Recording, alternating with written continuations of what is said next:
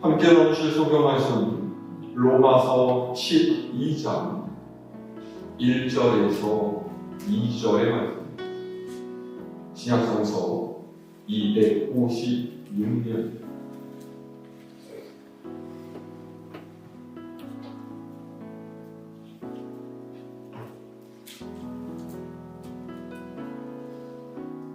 로마서 12장 1절로 2절까지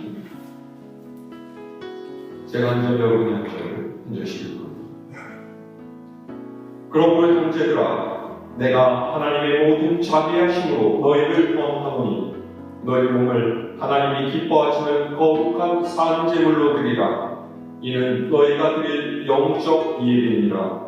너희는 이 세대를 갖지 말고 오직 마음을 새롭게 하고 그러나 하나님의 선하시고 기뻐하시고 온전하신 뜻이 무엇인지 알아보라. 아멘. 할렐루야.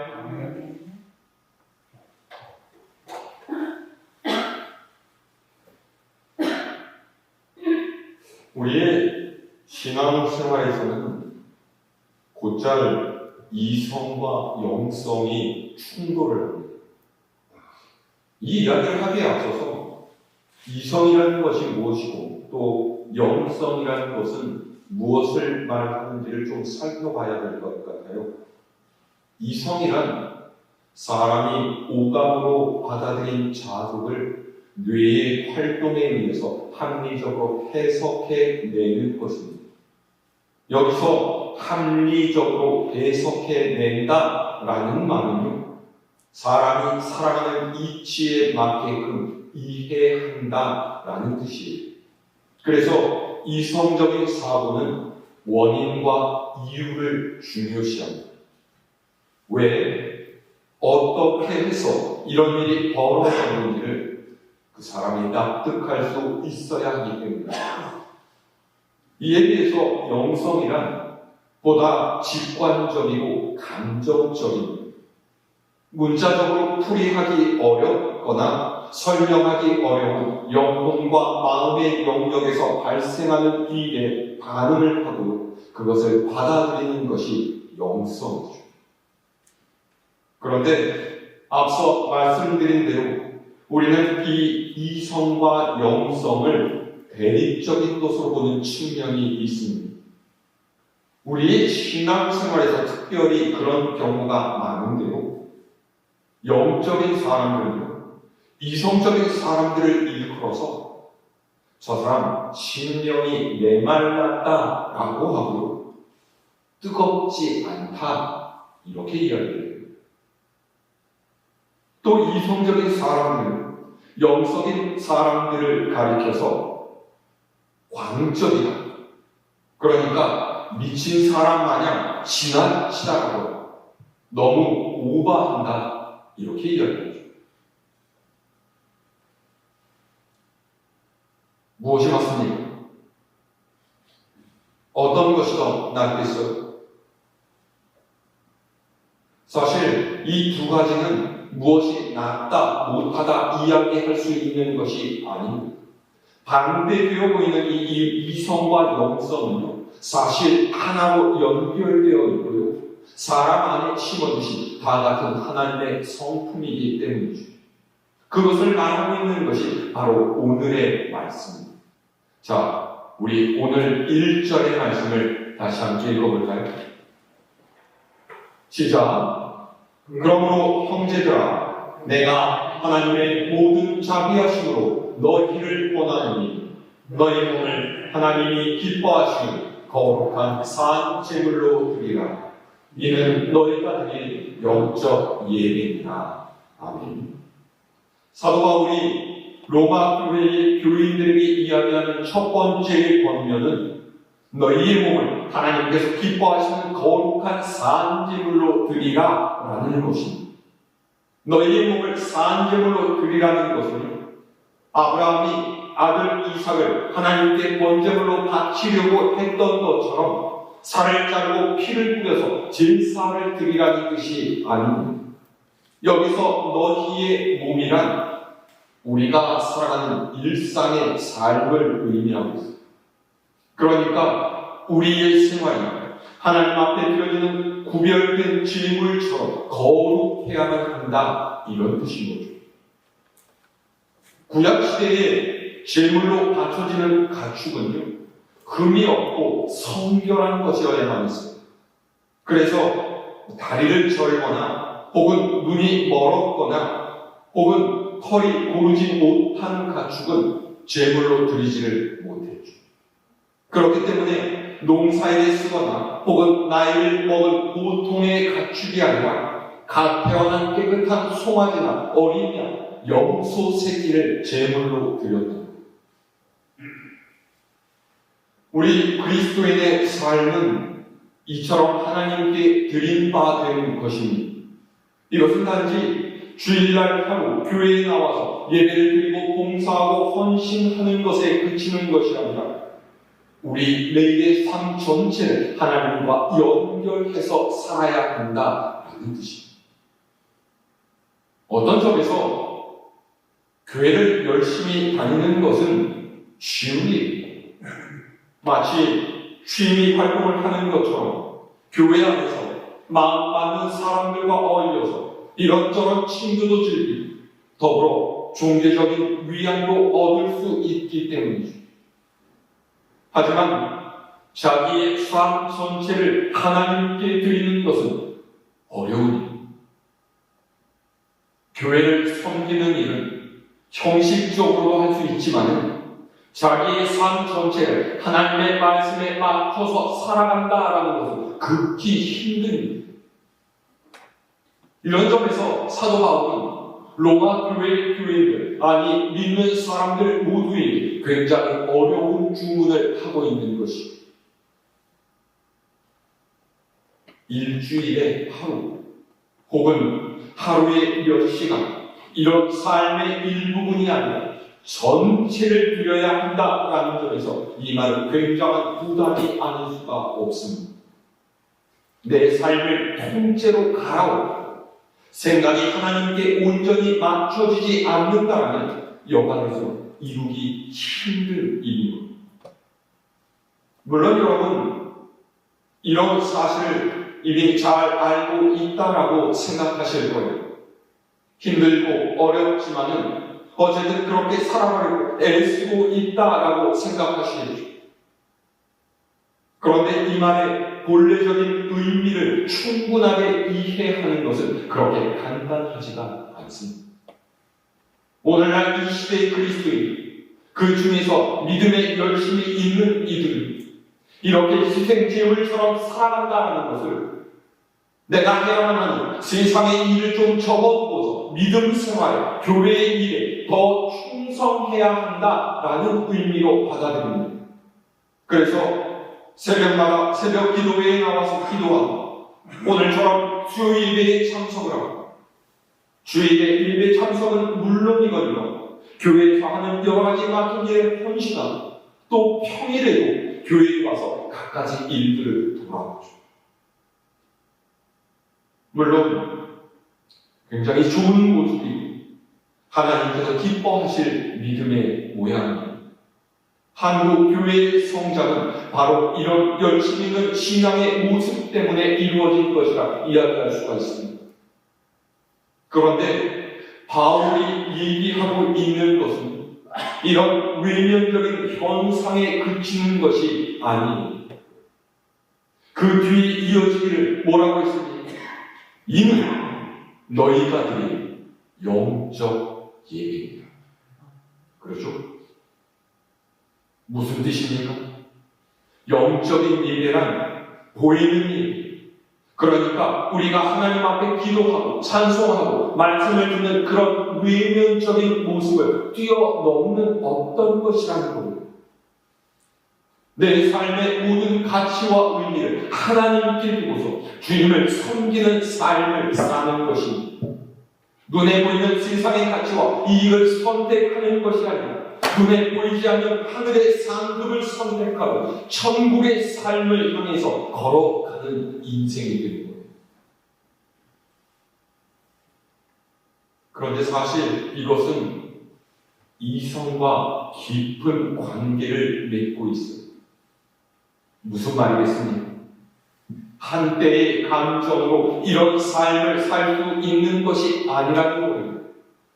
유대인들처럼 율법을 지켜야 하기 때문에 의무적으로 그래야 하는 것이라서 이런 삶을 살 수 있다는 게 아니라고 합니다.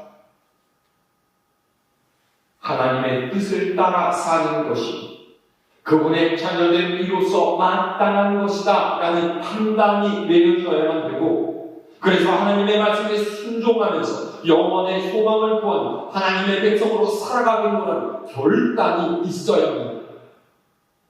매일의 순간마다 상황에마다 이 결단을 적용하는 지혜 또한 있어야 합니다. 그래서 영적 예배는 동시에 이성적인 예배입니다. 영성과 이성이 돌로 나누어 있는 것처럼 보이지만 사실은 서로 연결되어 있는 하나. 보십시오. 사람이 결단하고 그렇게 살겠다라고 해서 다 그렇게 할 수가 있습니다. 안 돼요. 사람의 힘을 걸으면 그렇게 할 수가 없습니다. 왜요? 우리 안에 있는 거부할 수 없는 죄성, 우리로 하여금 계속 세상의 말에 귀 기울이게 하고 세상의 것을 따라가도록 하기 때문에, 그래서 옛날에는 거룩을 추구하는 사람들은 아예 세상으로부터 훌쩍 벗어나서 살았습니다. 깊은 산속에 수도원이나 암자를 짓고서 바깥 세상과의 접촉을 극히 최소화하면서 지냈죠. 그런데 그렇게 한다라고 해서 사람 안의 죄성이 없어지는 것은 아닙니다. 죄를 짓게 될 가능성을 어느 정도 줄이는 것뿐이지, 죄의 문제는 사람이 완전히 지워버릴 수 있는 것이 아닙니다. 그래서 사도 바울이 1절 앞에서 뭐라고 했어요? 하나님의 모든 자비하심으로 너희를 권하노니 그랬잖아요. 사람의 생각과 욕심을 내려놓고 하나님의 뜻에 또 하나님의 말씀에 따라 살기 위해서는 우리의 부족함과 연약함까지도 이해하시고 은혜를 베풀어 주시는 하나님의 긍휼과 자비가 없이는 가능하지 않다라는 말입니다. 우리를 위해서 기도하시는, 우리의 삶을 돌보시는 성령의 인도하심이 있지 않은 것은 해낼 수가 없다라는 것이죠. 그러면 성령의 인도하심이라는 게 무엇입니까? 눈에 보이지도 않는 성령께서 나를 인도하신다라고 하는 것을 우리가 어떻게 알 수 있어요? 한 가지 예를 들어보면 내 삶의 순간순간마다 세상의 이치와 흐름을 주체하며 하나님께서 원하시는 대로 살아가도록 하는 것이 성령께서 하시는 역사입니다. 이익을 위해서 불의를 저지르고 굽은 길을 가는 것이 아니라 손해를 감수하면서도 정직하고 원망을 들을지라도 하나님께서 옳다고 여기시는 정직과 공평을 실천하고 선한 일들을 행하면서 이웃을 돌보는 것은 세상의 이치를 따라 사는 이가 할 수 있는 일이 아닙니다. 왜요? 수지타산이 맞지 않기 때문인 거죠. 이익을 따져볼 때 계산을 해보자면 어리석은 일이기 때문입니다.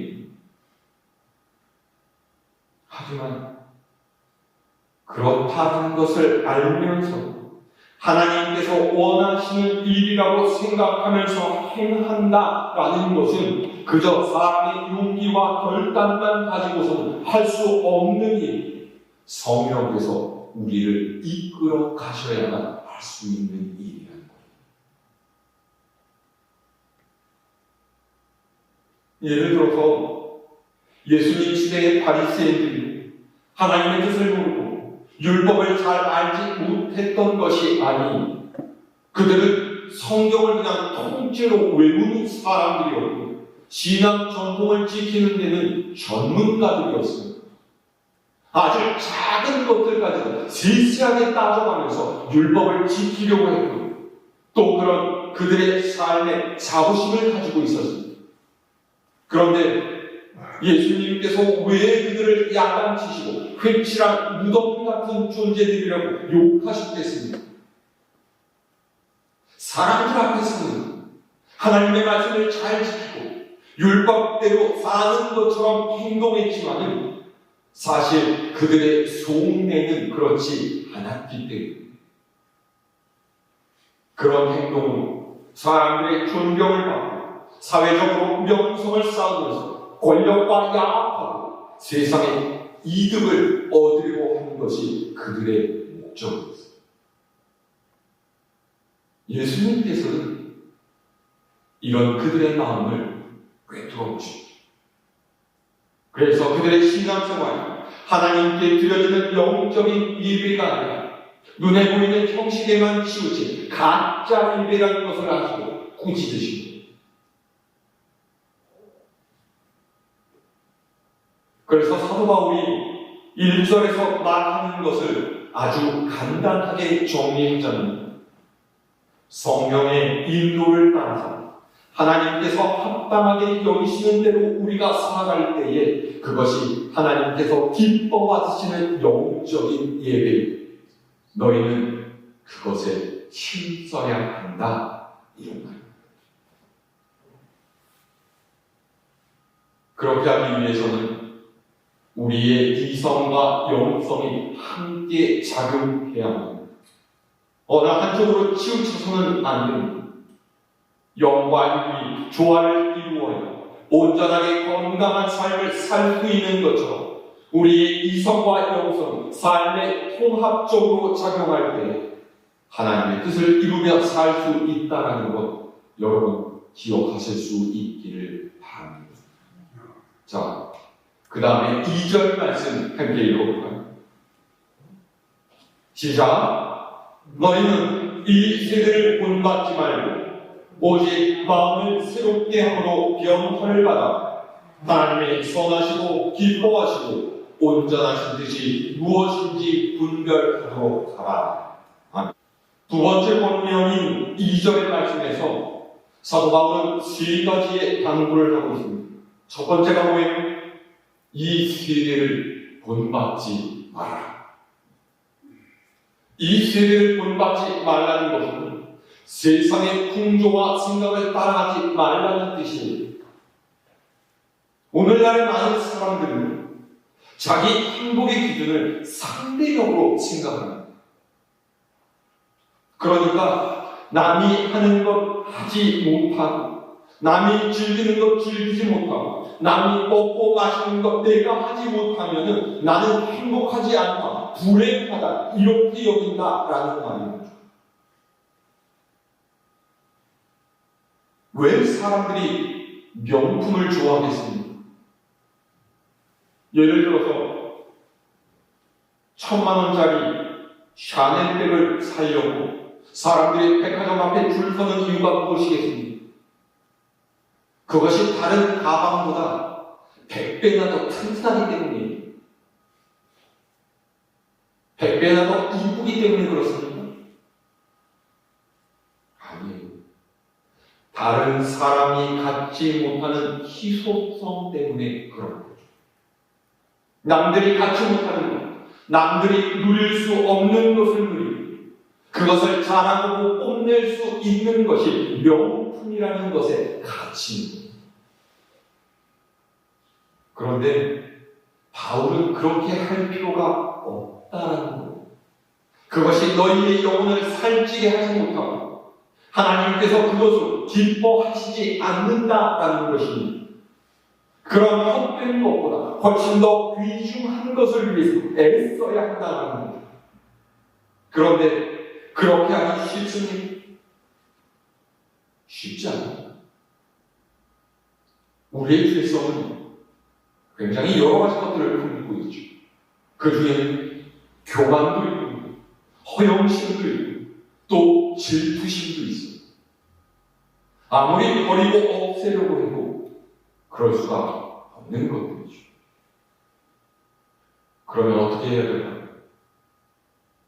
그래서 바울이 두 번째로 이야기하는 건 뭐라고요? 마음을 새롭게 하고 변화를 받아라.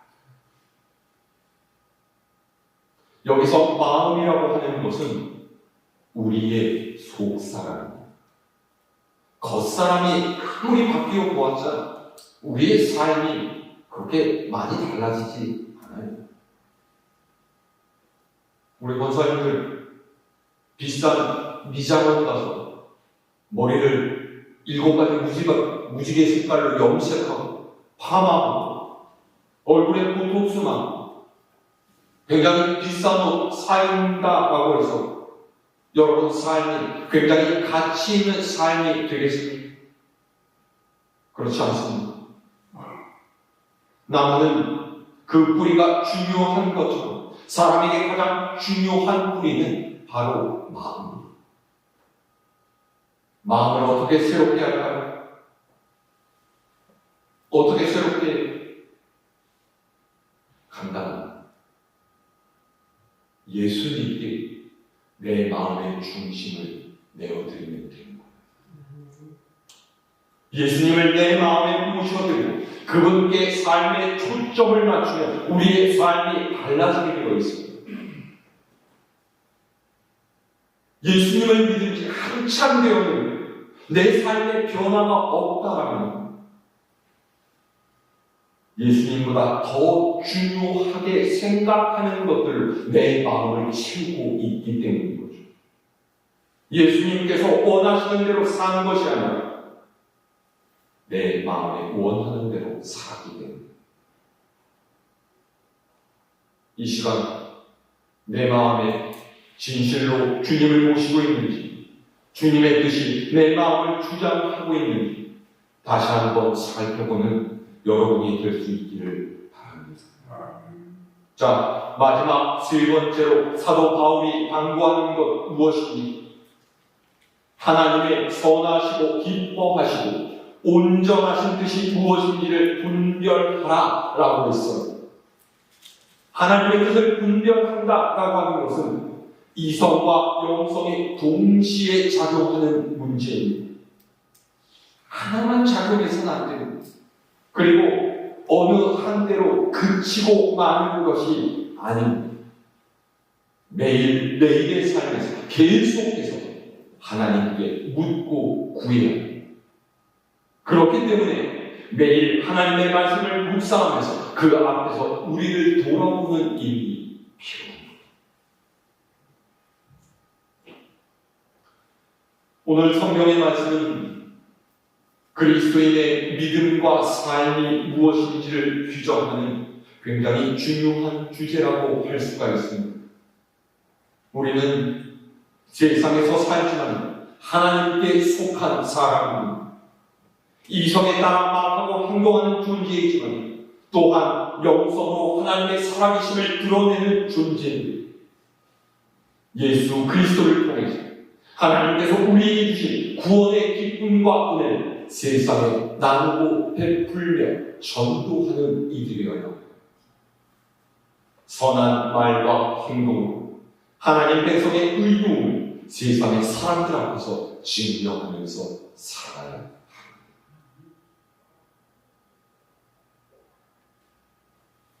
물론 쉽지가 않습니다. 굉장히 어려운 일임에 분명합니다. 하지만 우리가 나의 약함을 인정하고 하나님 앞에 나아갈 때 하나님께서 우리를 모시고 이끌어 주실 줄 믿습니다. 주님의 고난과 부활을 묵상하는 이 사순절 더 깊은 영성, 분명한 이성으로 주님께서 가신 길을 뒤따라가기를 하지만 저와 모두가 되어주시기 주님의 이름으로